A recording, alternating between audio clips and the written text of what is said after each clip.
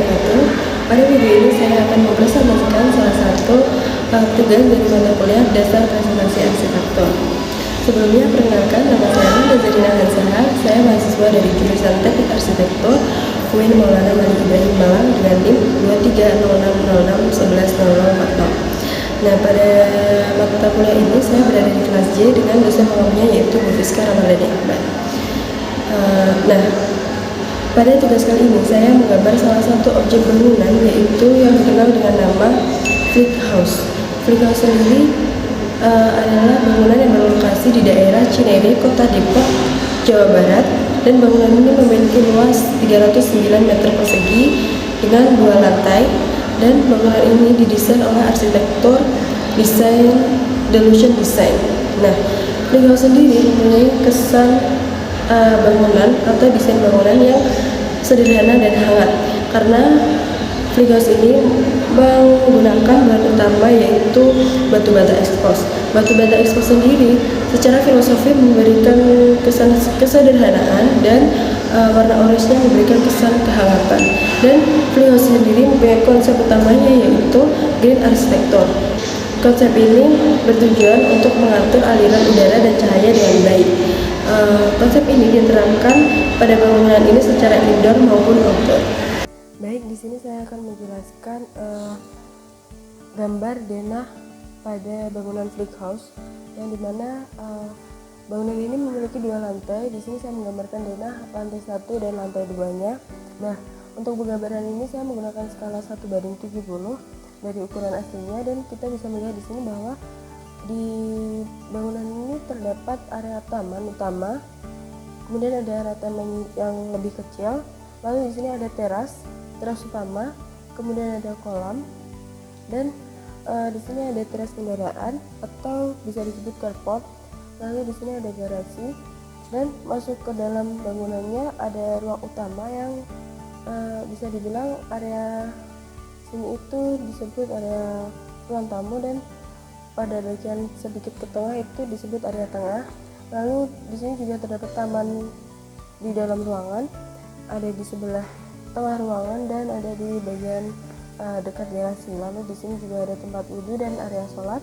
Lalu ada kamar mandi untuk tamu dan ruang makan yang terpisah oleh taman kecil ini.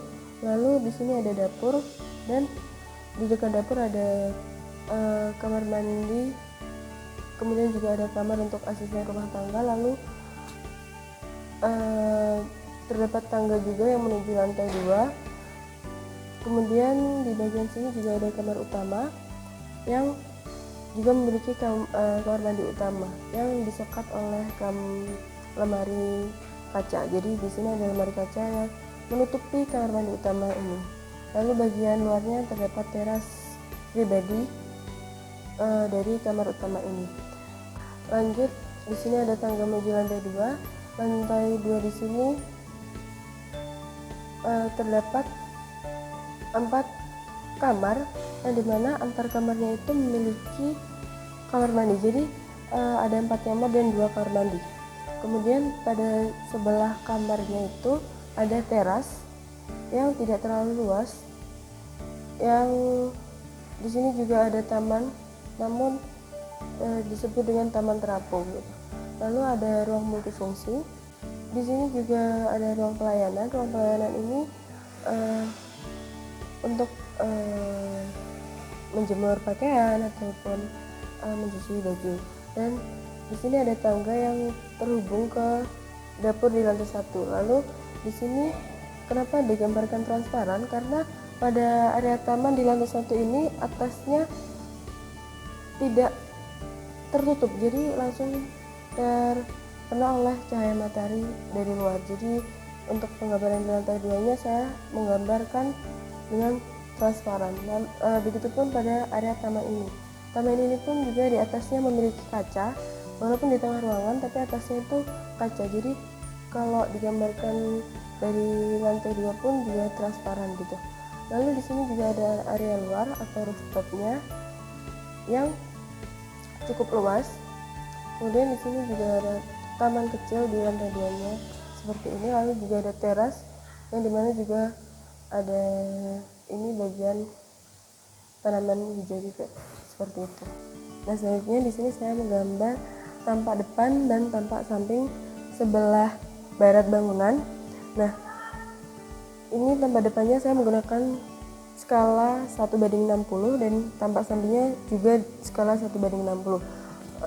Dari gambar ini, dari gambar yang saya buat ini kita bisa melihat bahwa batu eksposnya tidak hanya digunakan di dalam ruangan, tapi juga pada bagian luar bangunan juga terlihat jelas batu eksposnya dengan cara pemasangan yang berbeda.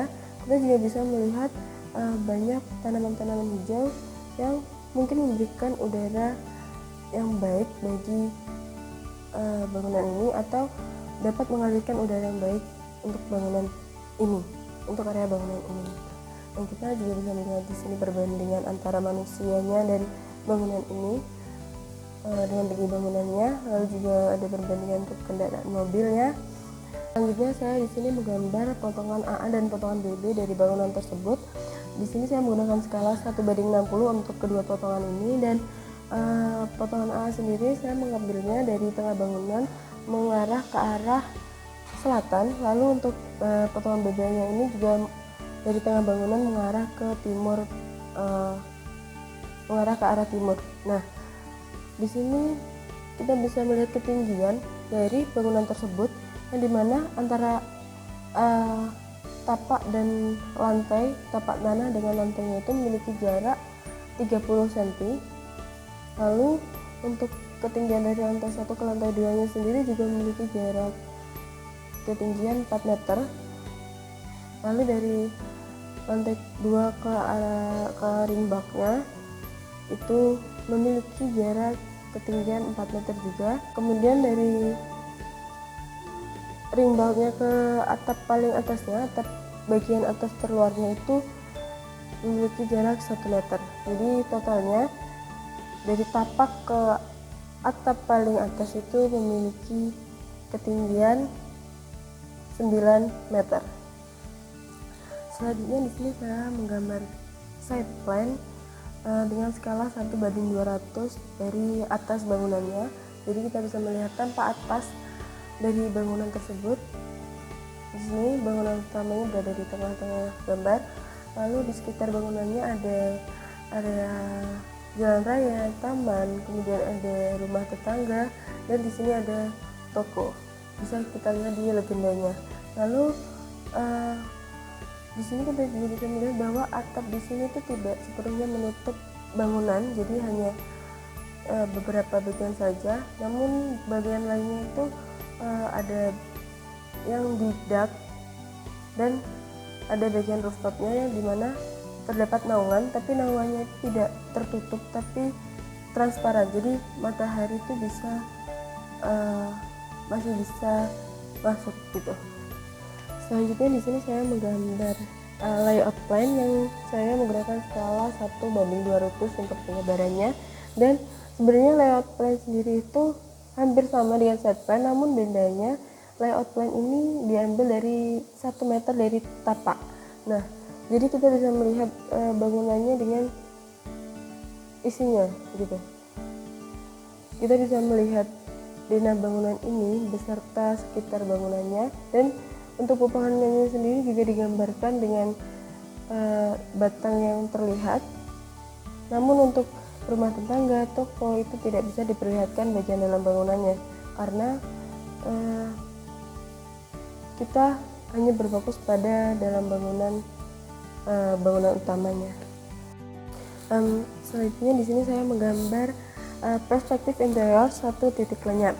Nah, di sini saya juga mencantumkan keyplan yang berukuran skalanya yaitu 1:300, dan pada keyplan ini saya sudah menunjukkan bagian mana pada area rumah ini yang saya ambil untuk dijadikan perspektif gambar saya. Nah, di sini saya mengambil area dapur yang di dekat dengan ruang tamu atau ruang tengahnya gitu. Nah, pada perspektif ini titik lenyapnya berada di bagian tengah di sini, yang dimana menggunakan sudut pandang mata manusia. Selanjutnya saya menggambar perspektif 2 titik lenyap interior yang Di sini saya mengambil area di dekat dapurnya tadi. Saya sudah menggambarkannya di bagian cake plan dengan skala 1:300, di mana letak perspektif ini saya ambil. Dan saya mengambil di dekat dapur dari perspektif satu titik lenyap tadi, jadi sedikit bergeser. Nah, untuk sudut pandangnya sendiri saya mengambil perspektif sudut pandang mata manusia. Di sini terdapat perbandingan dari ketinggian manusianya. Lalu di sini saya menempatkan titik lenyapnya berada di bagian pinggir kertas gambarnya. Selanjutnya saya menggambarkan perspektif eksterior satu titik lenyap, yang dimana saya menggambarkan dengan suasana malam, dan titik lenyapnya berada di bagian tengah ini dengan sudut pandang mata manusia. Dan pada perspektif ini kita bisa melihat pencahayaan yang didapatkan dari lampu-lampu di sekitar area rumah ini. Seperti di bagian garasi terdapat lampu, kemudian di bagian tamannya, taman terapung ini juga terdapat pencahayaan dari lampu juga yang menyorot ke arah taman. Lalu kemudian ada cahaya keluar dari jendela ini, di mana cahaya ini berasal dari dalam ruangan, dan terdapat cahaya yang muncul dari lubang-lubang sela-sela batu bata ini, di mana pencahayaan ini juga berasal dari dalam ruangan. Selanjutnya di sini saya menggambarkan perspektif eksterior dua titik lenyap dengan suasana siang hari. Nah, kita bisa melihat suasana pada siang hari, dan bagian luarnya itu seperti ini. Ada area jalan raya, kemudian ada taman dan pohon besar di sekitar bangunan ini. Lalu perspektif ini saya ambil dengan sudut pandang mata burung, dengan titik lenyapnya berada di bagian pinggir gambar ini. Selanjutnya di sini saya menggambarkan detail arsitektural. Nah, detail arsitektural ini saya mengambil beberapa pada bangunan ini, seperti pada ruangan kamar utama dan taman yang berada di dalam ruangan yang memiliki fasad yang mempunyai ciri arsitektural. Nah, untuk ruangan kamar utama ini, kenapa saya memilih ini? Karena pada ruangan ini memiliki dua detail arsitektural. Yang pertama pada bagian dindingnya. Pada bagian dinding ini menggunakan batu bata tempel dengan ukuran batu tempelnya yaitu lebar 5 cm, panjang 20 cm, dan tebalnya 1 cm. Untuk pemasangannya sendiri yaitu dinding bata yang memiliki plester. Jadi kan di sini bisa dilihat perbedaannya. Di bagian sini menggunakan dinding bata yang di plester biasa, dan pada bagian bawahnya menggunakan batu tempel arsitektural. Jadi pemasangannya yaitu dinding bata yang di plester terlebih dahulu, lalu kemudian batu tempelnya dipasang pada bagian sudut terlebih dahulu dengan spasi untuk merekatkannya pada dinding bata. Dan selanjutnya untuk detail lantainya, di sini lantainya menggunakan parket kayu yang ukuran parketnya yaitu 9 cm lebarnya, kemudian panjangnya 90 cm, lalu tebalnya 1,5 cm. Nah, untuk detail bentuknya seperti ada cekungan di samping parketnya, lalu di sebelah sisi lainnya itu kayak menonjol gitu. Jadi kayak jika dipasangkan itu dengan cara diselubungkan. Nah, lalu untuk cara pemasangan dengan jumlah yang banyak atau dibuat lantai seperti ini, cara pemasangannya dengan cara meratakan permukaan lantai yang hanya acian, jadi belum diberi keramik atau apapun, jadi kayak masih semen seperti itu, diratakan lalu diberi lem secara merata, kemudian dipasangi parket satu persatu. Dan setelah pemasangan parket selesai, lalu parketnya lantai itu diamplas, kemudian di finishing menggunakan 4 tahap, yaitu base coat, main coat, lalu coloring, dan top coat. Kemudian di sini untuk detail fasad pada taman kecil ini menggunakan batu bata expose, yang dimana ukuran batu bata expose ini memiliki tebal 5 cm, lebar 10 cm, dan panjang 20 cm. Untuk pemasangannya sendiri ini berbeda dari batu bata biasanya ya, tapi pemasangan di sini itu digunakan untuk beberapa bagian bangunan lainnya, seperti pada bagian fasad luar bangunan dan bagian-bagian lainnya pada bangunan brick house ini. Lalu untuk pemasangannya sendiri yaitu batu bata eksposanya ini diberi lubang dari dua sisi, yaitu di pinggirnya, jadi ada dua lubang pada setiap batu batanya. Kemudian lubangnya ini diselubungi oleh besi. Lalu saat diselubungi besi itu batu batanya disusun ke atas. Setelah disusun ke atas, lubangnya itu diberi cor-coran, jadi diberi adonan semen untuk merekatkan besi dengan batanya. Lalu setelah diberi cor-coran, besinya itu dikunci dengan besi plat strip dan besi bulat, seperti itu. Sekian masing-masing dapat saya sampaikan. Mohon maaf apabila tugas saya masih banyak kurangnya, dan mohon maaf apabila presentasi saya masih sangat kurang baik. Sekian, terima kasih atas perhatiannya. Wassalamualaikum warahmatullahi wabarakatuh.